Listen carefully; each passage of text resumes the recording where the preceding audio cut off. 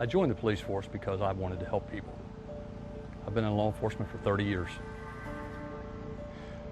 Approximately 20 years ago, I responded to a crash one night with two young girls who were speeding down the highway. They lost control, went off the road, wrapped their vehicle around a tree. I was the first police officer on the scene. I responded to a crash early one morning involving a high-speed collision.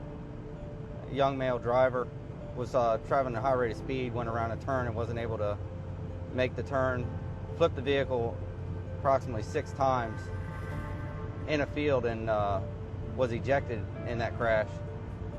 And unfortunately, he did lose his life. One of the young ladies had actually been wrapped around the tree with a truck. Her mother arrived after she had been pried from the wreckage. I actually crawled into the hearse with the mother to have the mother say goodbye.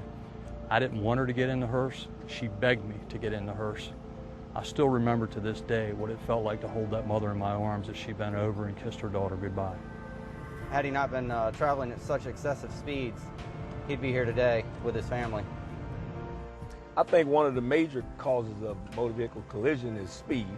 I think speed is the major problem. There were over 15,000 speed-related crashes in the state of Maryland last year. Of those crashes, 110 were fatal. When someone makes a decision to speed, everyone pays the price.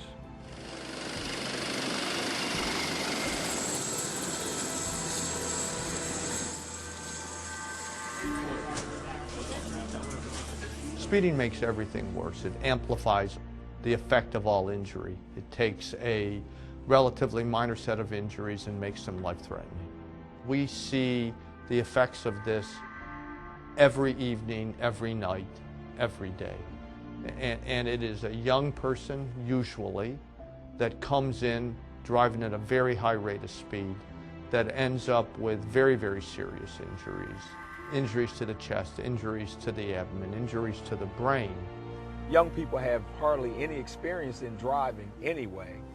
And so when they get behind the wheel, they don't really understand the repercussions of speed. It's always difficult to go tell a mother that their child is dead.